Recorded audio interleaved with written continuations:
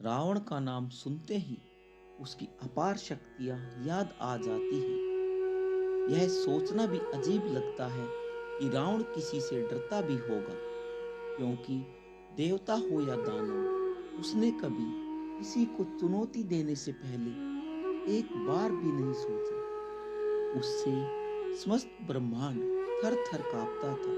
लेकिन रावण के कुल में ही एक सदस्य थी जिससे रावण बेहद डरता था। वह थी विभीषण की बेटी। लेकिन रावण उससे क्यों डरता था, चलिए जानते हैं। रामायण में जितने भी महत्वपूर्ण किरदार हैं, लोग लगभग सबके बारे में जानते हैं। लेकिन कुछ ऐसे भी किरदार हैं जो बेहद शक्तिशाली थे, लेकिन लोगों को उनके बारे में कम ही पता था। उन्हीं किरदारों में से एक है विभीषण की बेटी, जिससे रावण बहुत डरता था। उसने कभी भी विभीषण की बेटी से टक्कर लेने का दुस्साहस नहीं किया। लेकिन ऐसा क्यों? साथ में यह भी सवाल आता है कि अगर विभीषण की बेटी इतनी ही प्रभावशाली अथवा शक्तिशाली थी, तो रामायण में उसका जिक्र क्यों नहीं मिलता? चलिए जानते हैं इन सभी सवालों के जवाब। विभीषण की बेटी का जिक्र क्यों नहीं मिलता रामायण में? रामायण में विभीषण की बेटी का जिक्र है, लेकिन थोड़ा सा, और वह भी केवल उस समय जब रावण ने माता सीता का अपहरण कर उन्हें अशोक वाटिका में रखा था। विभीषण की बेटी का नाम त्रिजटा था। त्रिजटा की मां का नाम शर्मा था। कथा के अनुसार जब रावण माता सीता का अपहरण कर उन्हें लंका लेकर आया, तो उसने उन्हें अशोक वाटिका में कैद करके रखा। रावण ने माता सीता की पहरेदारी के लिए भयानक राक्षसियों को रखा था और उन्हें सख्त निर्देश दिए थे कि वह डराकर या समझाकर किसी भी तरीके से सीता को विवाह के लिए तैयार करे। जब सभी राक्षसियां माता सीता को डराती या विवाह के लिए जोर डालती, तो उस समय त्रिजटा ने ही केवल माता सीता को इन परेशानियों से बचाया, बल्कि उसने राक्षसियों को भी भविष्य के लिए आगाह किया कि वे सीता के साथ ऐसा दुर्व्यवहार न करें। त्रिजटा ने एक माता बनकर सीता जी की रक्षा की थी। त्रिजटा से क्यों डरता था रावण? राक्षस कुल में जन्म लेने के बावजूद त्रिजटा के आचार व्यवहार को सात्विक दिखाया गया है। त्रिजटा बहुत ही अच्छे स्वभाव की थी और कहते हैं कि उसके पास दिव्य शक्तियां थी। त्रिजटा भविष्य भी देख पाने में सक्षम थी। उसे पता था कि रावण का और लंका का क्या हश्र होने वाला है। त्रिजटा ने माता सीता को अपना भविष्य सूचक सपना सुनाया था, जहां उसने देखा कि लंका एक वानर यानी हनुमान द्वारा जलाई जा रही है।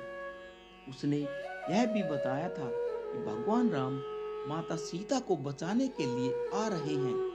त्रिजटा राक्षसियों से सीता को परेशान करने की बजाय उनकी सेवा के लिए कहती थी, और बहुत सी राक्षसियां त्रिजटा के व्यवहार और शक्तियों के कारण उसकी बातें भी मानती थी। रावण भी त्रिजटा की इन दिव्य शक्तियों के बारे में जानता था, इसलिए वह भी कभी भी त्रिजटा से उलझने की कोशिश नहीं करता था, बल्कि कहीं ना कहीं उससे और उसकी भविष्यवाणियों से डरता था। बनारस और उज्जैन में है माता त्रिजटा का मंदिर। वाराणसी में त्रिजटा का एक मंदिर है। मान्यता है कि जब त्रिजटा लंका से माता सीता के साथ पुष्पक विमान से अयोध्या जा रही थी, तो माता सीता ने त्रिजटा से कहा कि अयोध्या में त्रिजटा को राक्षसी होने के कारण जाने की अनुमति नहीं मिलेगी। इसके बाद सीता ने सुझाव दिया कि उसे वाराणसी में जाकर मोक्ष पाने की सलाह दी। वहीं अब त्रिजटा का मंदिर है, जहाँ देवी के रूप में उसकी पूजा भी होती है।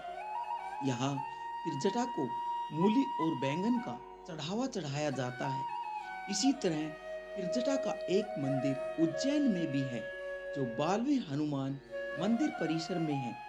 लंका में कोई भी राक्षसी या राक्षस रावण के सामने सच्चाई कहने का साहस नहीं करता था। लेकिन त्रिजटा ने बार बार रावण को चेताया, माता सीता का अपमान मत करो।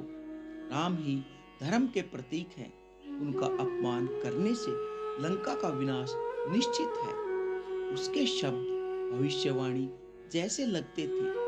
रावण को भलीभांति पता था, इसलिए उसकी हर चेतावनी रावण को अंदर से डरा देती थी। फिर जटा ने अशोक वाटिका में माता सीता का दुख देखा और उनका सम्मान करना शुरू कर दिया। वह सीता की सेवा करने लगी। यह देखकर रावण के मन में संदेह और भय उत्पन्न हुआ कि त्रिजटा कहीं सीता की मदद कर राम तक संदेश न पहुंचा दे।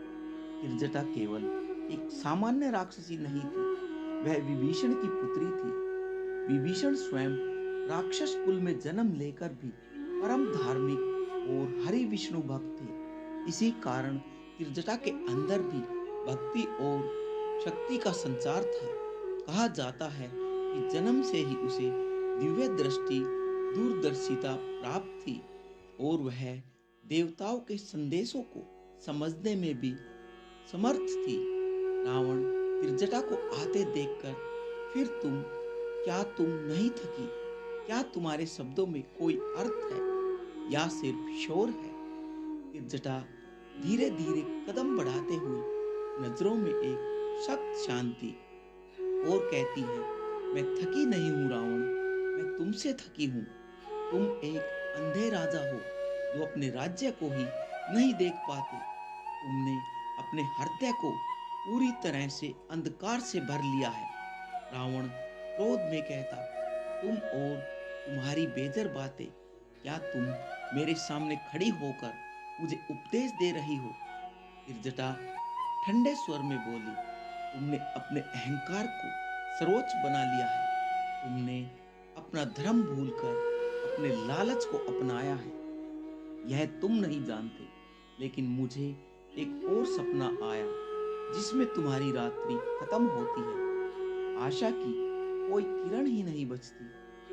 रावण मुस्कान के साथ कहता है, क्या तुम समझती हो कि तुम्हारे सौपन में मेरे भाग्य बदल सकते हैं? त्रिजटा साफ शब्दों में कहती है, तुम मेरा सौपन नहीं देख सकते। रावण, तुम बस वही देख सकते हो जो तुम्हारी आंखों में चुराया हुआ था, परंतु मैंने जो देखा वह शब्द नहीं, सत्य है। रावण धीरे से बोला, क्या तुम मुझे सिखाना चाहती हो? क्या तुम समझती हो कि तुम मुझे और मेरे अहंकार को बदल सकती हो? त्रिजटा चुप्पी तोड़ते हुए कहती है, तुम मुझे नहीं बदल सकते। रावण, तुमने कभी यह जानने की कोशिश ही नहीं की कि सत्य क्या है। मैं नहीं जानती कि तुम क्यों खुद को हारने के लिए तैयार नहीं हो। क्या तुमने कभी सोचा है कि तुम्हारी पूरी शक्ति केवल एक भ्रम है? रावण कड़वे शब्दों में कहता, तुम मुझे हर बार यह क्यों कहती हो कि मैं हार रहा हूँ? क्या तुम नहीं देख सकती कि मैं सब पर विजय पा रहा हूँ? मेरी शक्ति का कोई मुकाबला ही नहीं है। त्रिजटा धीरे से एक ठंडी सांस के साथ, तुम बेशक विजय प्राप्त कर रहे हो, पर क्या तुमने कभी सोचा है कि जब तुम दूसरों को कुचलते हो तब खुद का धर्म भी तुम्हारे पैरों तले कुचला जाता है? रावण घबरा कर, तुम धर्म की बातें कर रही हो। क्या तुम यह नहीं समझती कि मेरी शक्ति क्या है जो मुझे महान बनाती है? त्रिजटा दृढ़ता पूर्वक, तुम्हारी शक्ति तुम्हारे अहंकार में है, लेकिन सच्ची शक्ति तुम्हारे अंदर छिपी है जो तुम्हें पहचानने की कभी कोशिश ही नहीं की। सच्ची शक्ति वह नहीं जो दूसरों को डर से जीते। सच्ची शक्ति वह है जो अपने अंदर डर को जीतती है। रावण धीरे से हंसते हुए कहता है, तुमने अपने सपनों में क्या देखा है? क्या तुमने मुझे अपने भविष्य के बारे में कोई चेतावनी दी थी? त्रिजटा संजीदगी से कहती है, हाँ, मैंने देखा कि तुम अपनी पूरी सेना के साथ वहां क्रांति में घिरकर हार जाते हो। तुमने धर्म को त्याग दिया था और उसकी जगह अंधकार ने ले ली थी। तुम न केवल अपने दुश्मनों से हारे, बल्कि सबसे बड़ी हार वह थी जो तुमने खुद से की थी। तुमने अपने दिल में भगवान की जगह राक्षस को बिठाया था।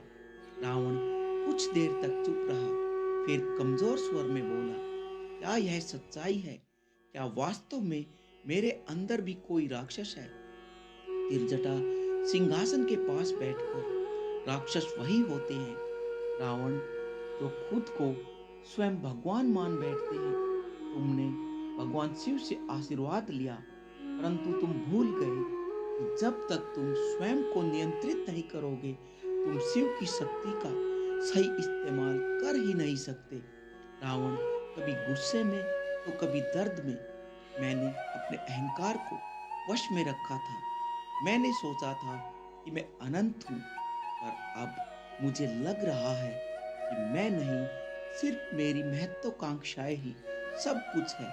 क्या तुम मुझे सही रास्ता दिखा सकती हो?